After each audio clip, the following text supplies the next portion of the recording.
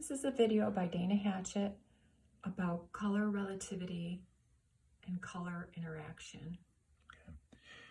Color is the most relative medium there is. It is created by the environment of colors around it.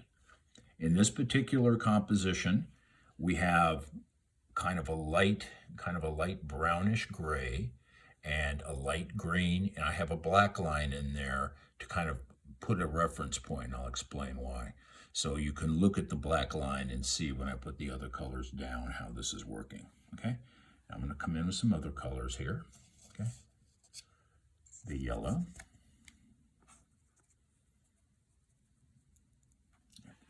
Now, depending upon the effects of the camera and what colors the camera sees, we can start to manipulate this background color with these colors that are on top of it.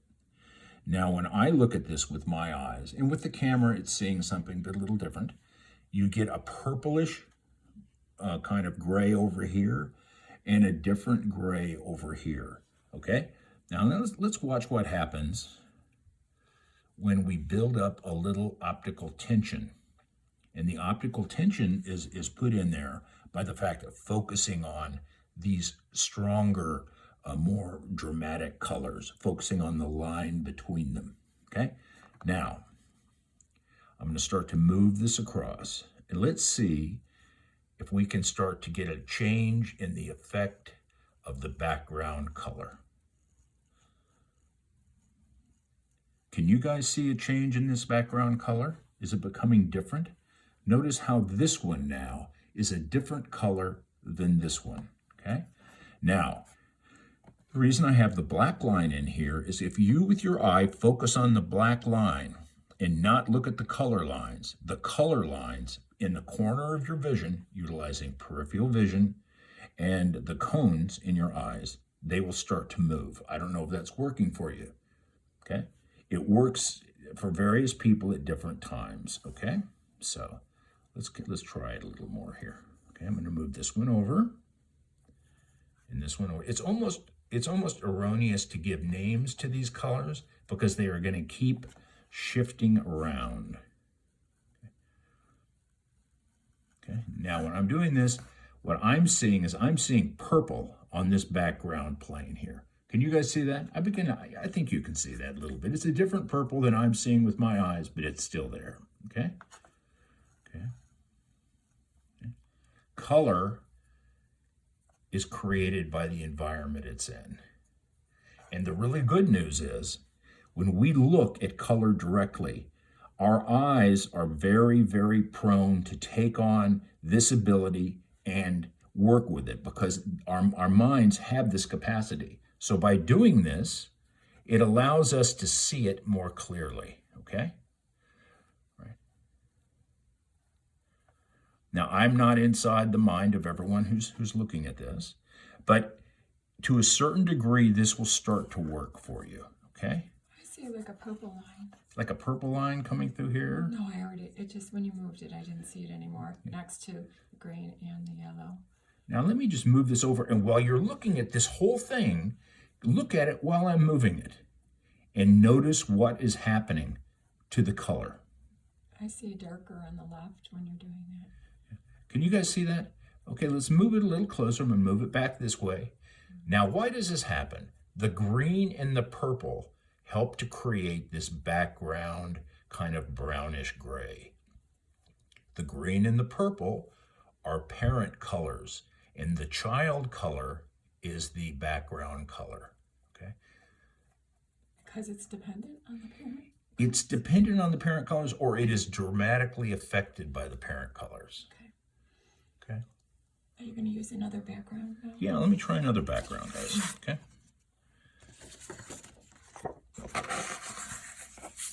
It's interesting how they look on white. Okay. Oh, yeah. Yeah, let's notice that for a second. Here are the constituent colors as they are against a white background, okay? Very different, very kind of defined and clear. Now let's bring them in and start placing them on the gray paper. you could bring the gray paper a little more to the left now. Thank you. Okay. Now here I've got this reference black paper over here to give your eye a place to rest and see this interaction more clearly, okay? Now, I'm going to start moving this green paper over. Now, we all see something different, but what I'm seeing on that background, that gray paper, is I'm seeing green here and purple here. Is anyone else seeing that?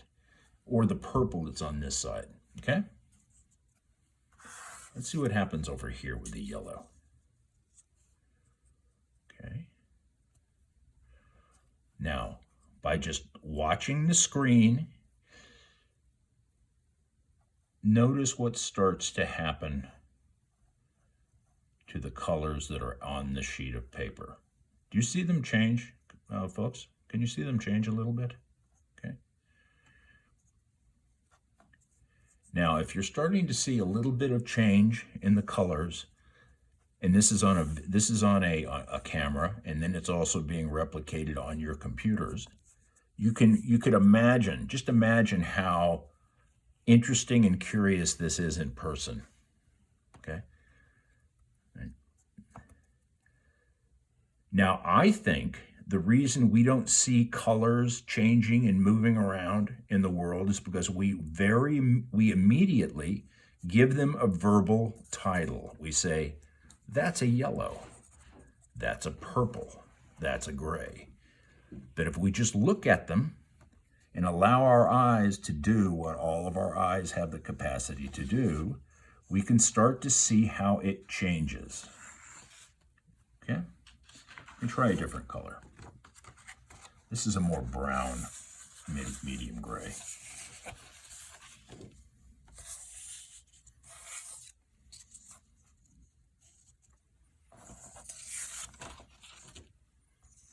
Different child color, the same parents, but they bring something out in the background color. A little more to the left, the whole paper. Thank you.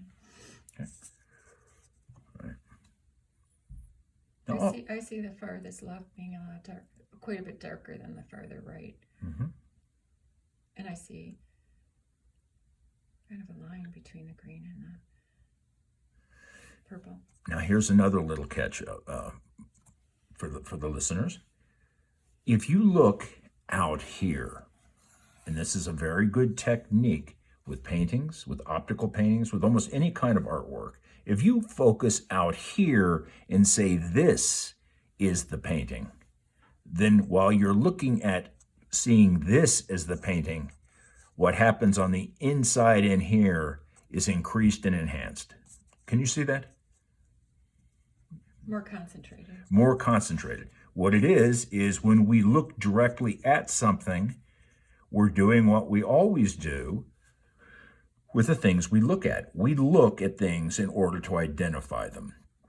And that makes a very clear sense because you want to survive. This is a car. Well, this is a tree. Yeah, this is this and that. Shortcuts. The brain makes shortcuts. Because that's how we would use too much energy if we were have to figure everything out all the time. So here, like, I'm moving the black over. And when I move the black over, it starts to change what's happening here. Looks more gray on the left of the black. Isn't this interesting, guys? Different shade. To me, this is fascinating. I first learned this stuff in 1977 when I took a color course by the Joseph Alber's assistant. And I think it is really, really interesting. And every time I've shown it to students in such a way that they can see it, they're interested and fascinated because it's fun. It's fun to see colors move and change. Well, it's fun, I think, to be aware that that's going on without you knowing it, and that way you can appreciate it more. Now, does this mean you have to make paintings and drawings with big green, purple, and yellow? No, this could be a realistic painting, or this could be a family photo. But if you train your eyes to be able to see out here and be able to let your eyes kind of look through the thing, not focusing on it, but looking through it, saying, this is what I'm looking at. And I've been telling students that for years. Look at all of the space around it. then what you see works more effectively.